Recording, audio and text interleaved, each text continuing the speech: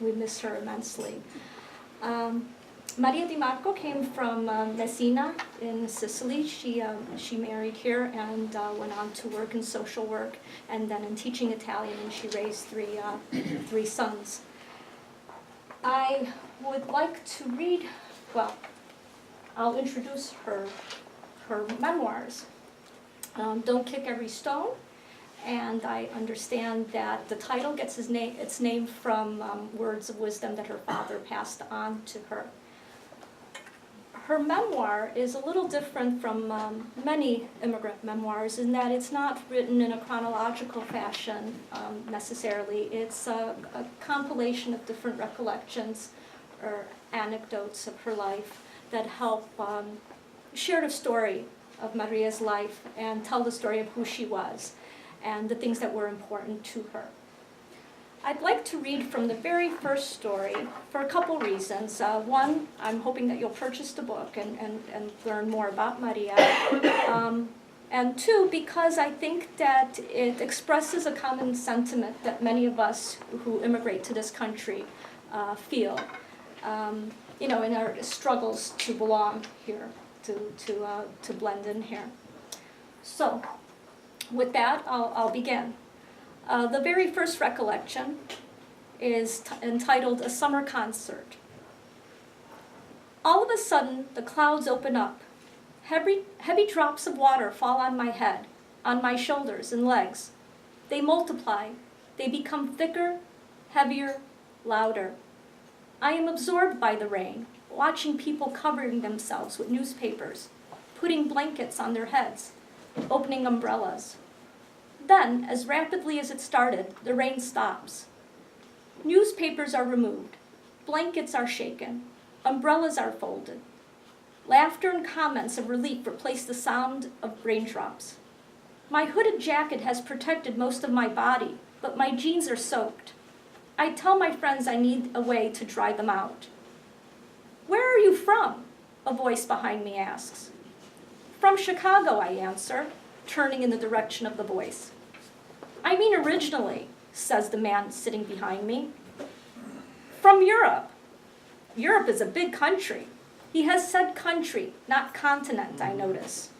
"Where in Europe?" "Europe," I repeat, feeling the irritation and the rain to my toe and tips. "And you?" "I am an American citizen," he asserts. "So am I insist. He won't give up. He persists and repeats. "Europe is a big country. Where are you from, specifically?"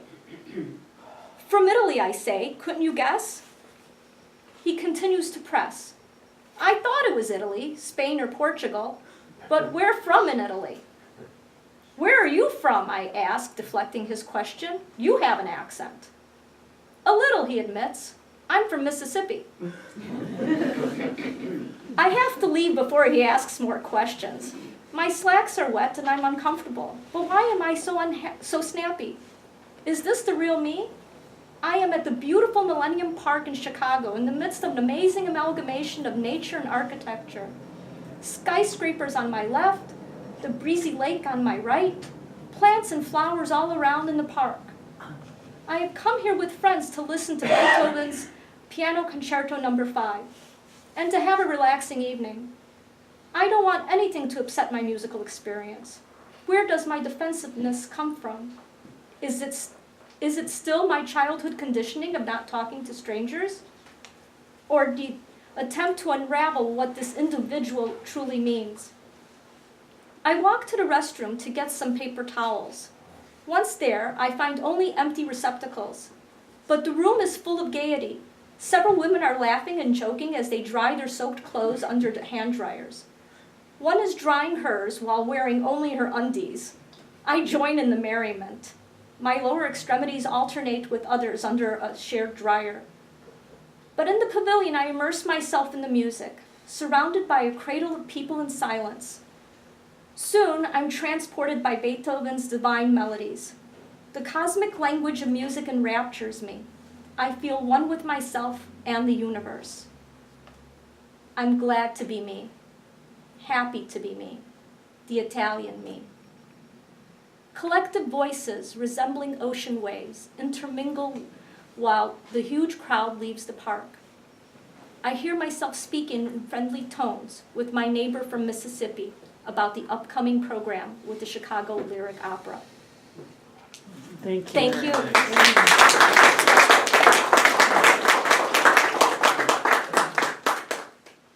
Our first author today is Steve Decker.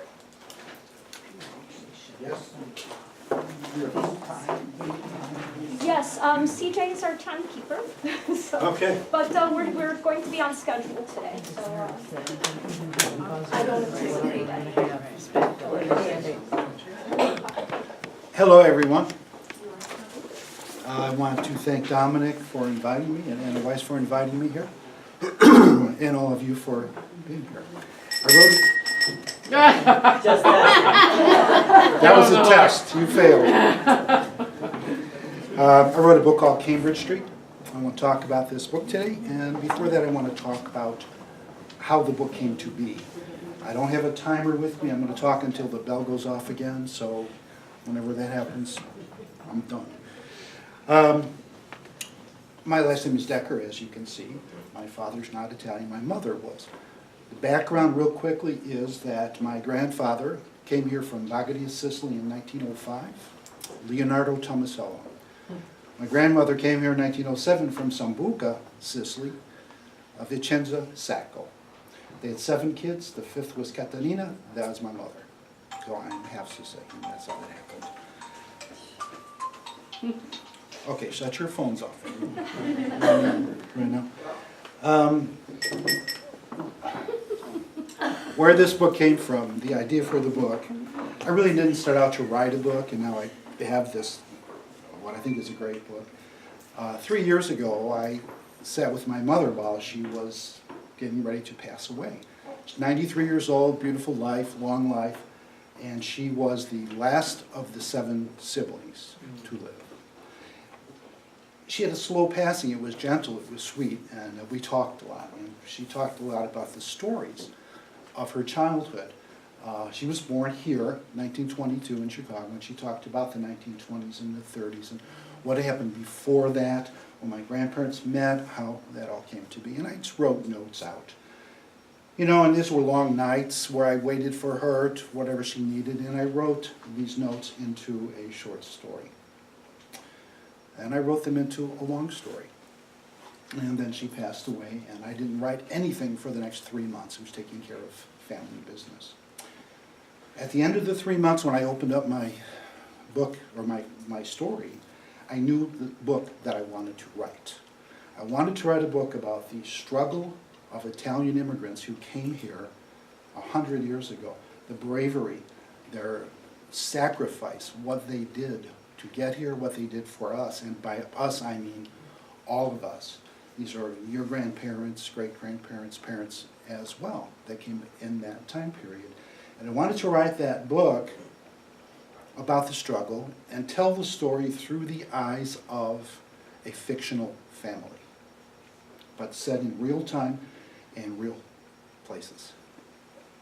That's what I did. It took about a year and a half to get it from that draft to the first draft, to the second, to the third, and I'm pleased with the results. The book is getting great reviews. We're selling it on Amazon and book fairs, and it's doing really well. And it resonates with people. The struggle resonates with people, and the sad part is, to me, and the motivation to me is, what they did for us is being forgotten. It is being forgotten. That was really the guiding light of this book, is just to create that memory to inform people about what they did. These were heroes.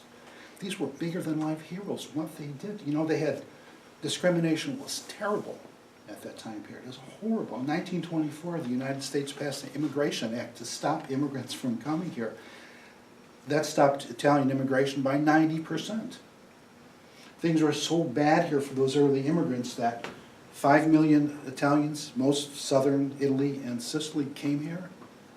Somewhere between a third and a half of them repatriated. They went back to Italy because it was that difficult.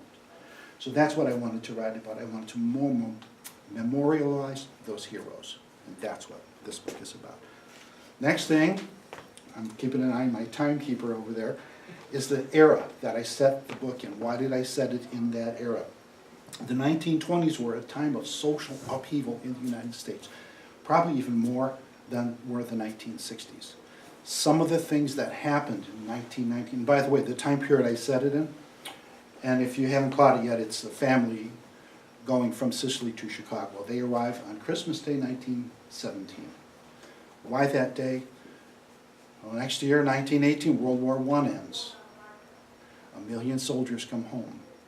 There are no jobs. Who's the bottom of the totem pole for employment? Immigrants, Italian immigrants especially. So it was early 1919 after the war wrapped up in November of 18. They came back in 1919. 1919, racial unrest in Chicago. I was not aware of this till I researched the book. 37 people died in 2 weeks of rioting in Chicago in 1919. Here's a question for you. Who knows what the 18th Amendment was, passed in 1919? Anybody? Prohibition. Stupidest thing this country has ever done. Well, no, that's a long list, but but what a dumb thing. 1919, okay, so that outlawed the manufacture, sale, distribution of alcohol in any form. What did that do? It gave birth to criminal enterprises who became wealthy people. I'm not even going to mention their names because part of the problem we have in this culture is do we honor these people? You know, movies, The Godfather, Sopranos, Good Guys, whatever that, all these movies honors the less than 1% of our ancestors who were violent criminals. What about the 99% who came here to raise their families and to work hard? We don't, name me one movie about that. Right. Anyway. The 19th Amendment. Ladies, come on, 1920. Women get to vote? Women got to vote, finally. The right to vote. And what happened then was an enormous social change. Women were able to take off those 20 pounds of heavy clothes that they'd worn, the big shoulders, the big bustles, and the big hats, and come down to something reasonable, form-fitting clothing. They could smoke in public. They were actually arrested, some women were arrested at the beaches in Chicago for wearing too short of bathing suits, which went from here to here. They could drive. Yeah, it was just a total release of passion for the women in America. And then came, and it was a real minority, but you all know what the flapper girls were? Minority of women, flappers. That's with the short dress with all the beads. I've got some in the book for you. The long pearls, the little cloche hats they called them, and dancing the Charleston. And that happened in 1920. Then the Roaring 20s, it was on. It was Wild West in Chicago. It was insane what happened in that decade in this city. In 1 year in the 1920s, there were 63 bombings of businesses. In 1 year in the 1920s, these criminals bombing each other, forcing each other to buy the beer from this guy or that guy or whoever it was. So it was a tremendous time for me to write about, to read about. And by the way, at the end of the decade of the 20s, 1929, the Great Depression happened. And then we were in for 10 or 12 years of depression. Now my family, my aunts and uncles and my grandparents, they were so poor, they did not know there was a depression. And so for them it was, what depression? This is how we lived, because this is it for us. Well, that's the background for the book. I'm going to talk about the book now. I knew what I wanted to write about. The more I understood the heroism of those people, the more impassioned I got, the more research I did. But again, it's a book about fictional characters who experience what millions of immigrants experience. You're going to see it if you read the book, and I hope you do.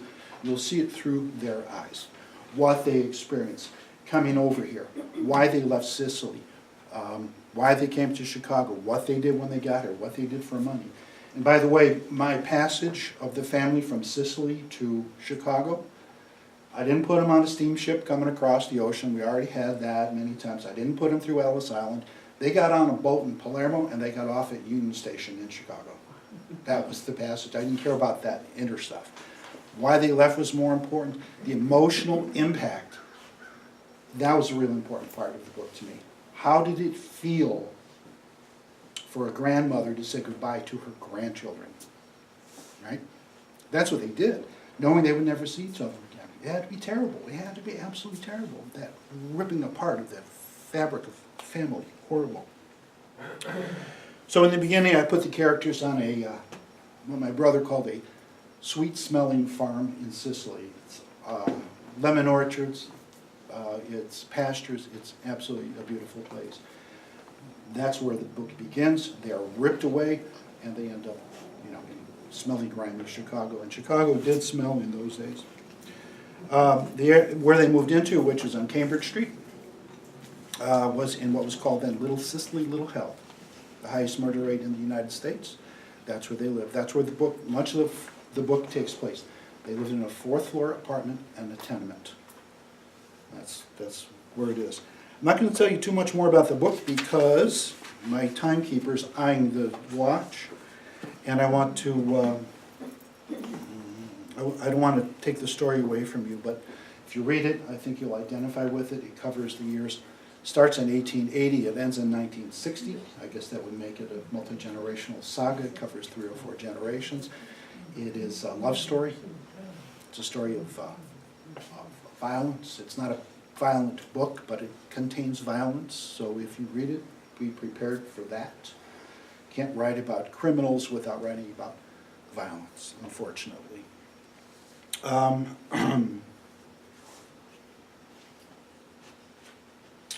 Again, I hope you read the book. Obviously, I hope that as an author, I hope you read it, but I hope you read it and I hope you carry the message forward. Pass it on. I mean, again, these people, these heroes, they're being forgotten. And we really can't let that happen. They did too much. They did too much for us. And they really went through hell on earth. I think that we as writers are artists. I believe that. We put ourselves out there in front of the public like sculptors and painters and musicians and writers, and as such, you get criticized. You know, you get, let's just say you get critiqued, you get reviewed, not all good. Some are bad, some are great. I'm happy to see mine have been all good. I'm feeling really good about that. And I read on Amazon that one of the reviews from a stranger came in and she said, Cambridge Street is an amazing story, beautifully written. Oh, Yeah. made me feel really good after all that work. Sure. After all that work. That was my goal, my hope, and I'm looking forward to more reviews. How am I doing on time? A few minutes. Got a few minutes. How about I read a little bit to you? That'd be great. Okay. I was going through this book thinking about what I could read because I didn't want it to be one of the violence segments. And, you know, I tried to present to you both sides of Italy, the sweet-smelling farm and the dirty alley in Naples, because it certainly was a part of the gentle, sweet people, the violent criminals. It's a book of contrast. It's a story of contrast. So I decided to start at the beginning. And this first sentence always sticks in my mind because I have many cousins. One of my cousins in Chicago is an architect, and he's an artist. He read the book, he loved it, he knew I was going to do some rewriting, and he said, well, Stevie, you know how that is, they call me Stevie, the diminutive. Whatever you do, don't change the first sentence. It's perfect. It's a thematic sentence. It sets the pace for the whole book. So I never changed it. I wasn't going to change it. I had already changed it 30 times because I wanted to say in that first sentence something indicative of something what the story was about and carry that theme through the entire book. Okay, so I'll read a little bit till the bell dings. First sentence. Most of all, the young woman loved seeing things grow. That was the sense that he loved, and I loved it too. The afternoon Mediterranean sun warmed her back as she knelt in her garden and worked the soil by hand. The touch and the feel of the moist, soft earth pleased her, and the smell of it. The scent of the full green leaves of basilico delighted her as she leaned into one of her favorite plants. She inhaled its fragrance and plucked enough for tonight's sauce. Her garden consisted of rows of healthy growing fruits and vegetables. She had 10 tomato plants next to 3 rows of tall bean plants. Along one side she nurtured a half dozen eggplants, and a half dozen more pepper plants. In the row closest to the farmhouse were 12 garlic stalks, and a dozen artichokes thrived close by. Lettuce and cabbage grew bigger, and on the far end, she kept an eye on cantaloupe and watermelons happily growing on their vines. Several rows of red, yellow, pink, and smiling purple flowers blossomed around the garden. Some opened in partial bloom, others spread their petals wide and reached for the sun. The young woman nurtured each plant as if it was special, because every growing thing was, in fact, precious to her. She hummed, lost in thought, while she worked. As she knelt in the soil, she looked around at this farm she loved. The roomy farmhouse with its wide porch sat 50 yards from the garden. The barn, made of river rocks fitted together by her husband's great-grandfather a century before, was 50 yards from the farmhouse. In the distance, she saw the family's lemon orchard set amid the rolling green hills she loved to walk. Gianna closed her eyes and listened to the birds chirping and the insects buzzing. She felt good inside. Gianna, come to the house. Gia, where are you?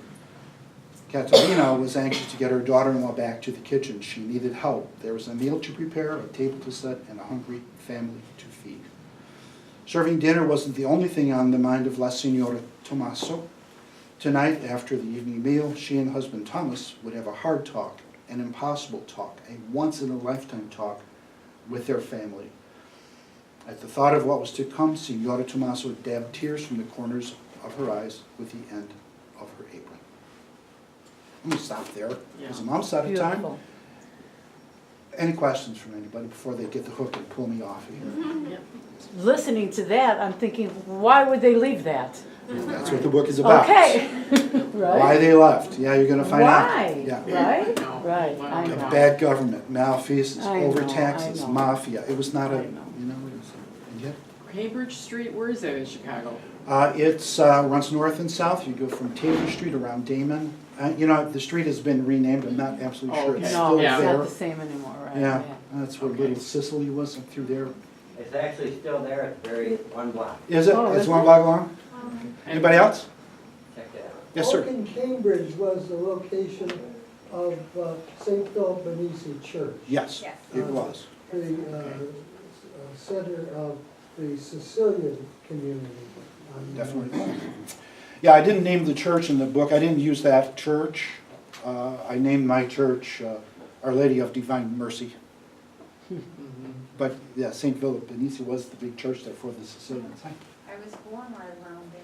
Were you? At St. Philip's, yes. And I know the Tomasello people. You do. We're going to have to talk I afterwards. did, yes. We're going to have to talk And my afterwards. grandfather was from Sambuca. Well, there you go. Small world. Yeah. Small world. There you go. Yeah, we're going to have to talk. Anybody else? Isn't there a liqueur, Sambuca? There is. Sambuca, There is. something But like that that? has nothing to do with. Is it connected? No. Oh, no. Not No, at all. Sambuca is actually the name of the town. It's also a liqueur. My brother actually is living in Sambuca, Sicily right now. Got Yeah. given dual citizenship. And he said the citizens call it Samuca. Yeah. The dialect. San Buca or San? It's one word, Samuca. No, it's San is Santo Buca. No. Ah, it's Oh, a play on words. It's a play on words. Well, thank you. Thank you.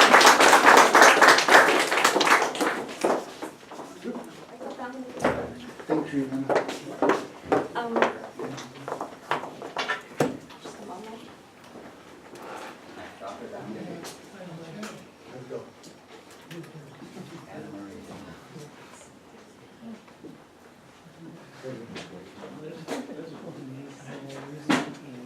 Anna Marie Cina is an artist who put together her memories of the neighborhood and churches, etc. And we had an exhibit here a few years ago of her work, and we did a video interview with her showing the work. And now it's turned into a book, a very pleasing book with fantastic pictures, and I'd like some copies for the Casa Italia exhibits. And without further ado, Anne Marie Cina.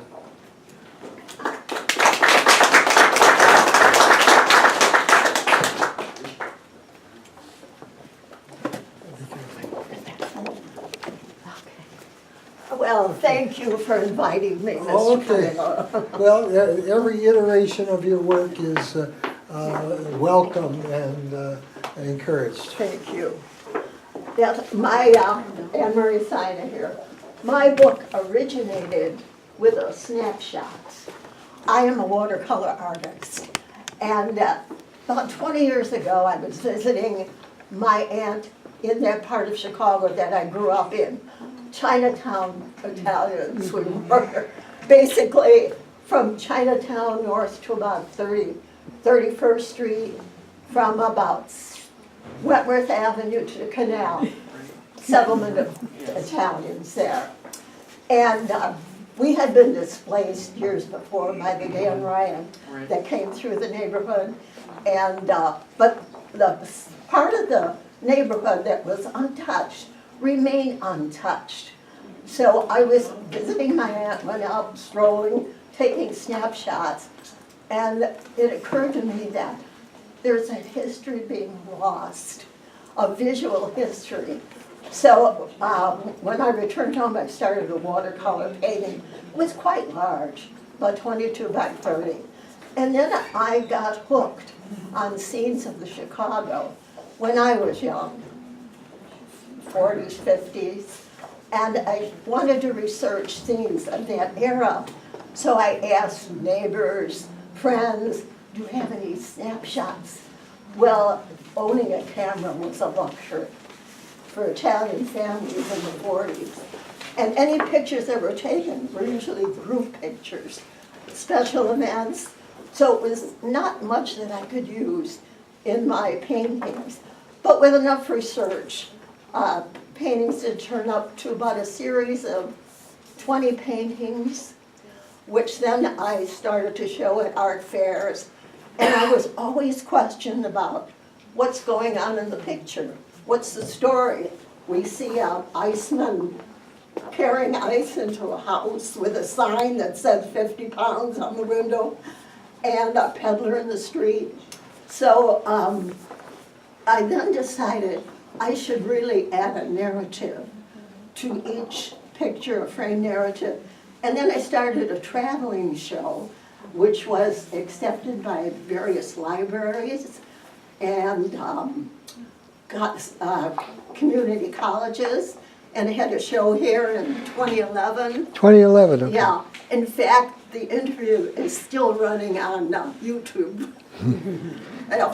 It'll be there forever. It will. Thanks to you, Mr. Candeloro.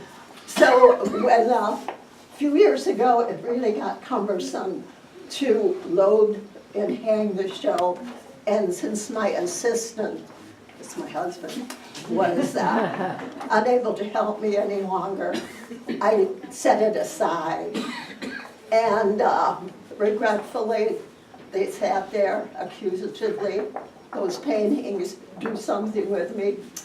So we had a family reunion coming up, and this was about a year ago. And at the time, I thought I should give a remembrance to my nieces, nephews, grandkids, and the best way would be to enclose my paintings with a story of what was going on.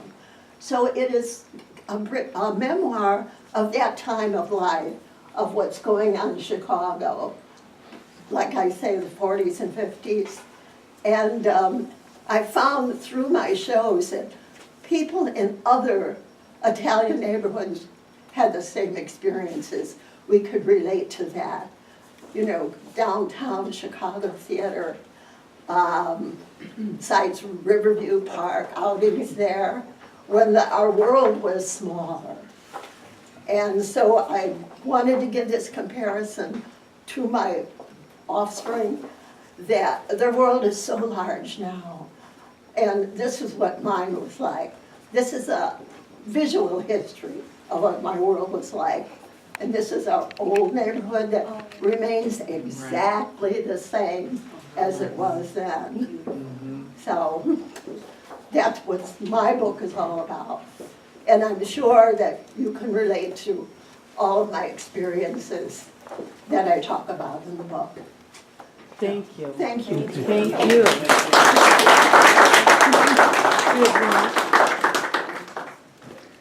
Oh, pardon me? I don't have a program in front of me, now I do.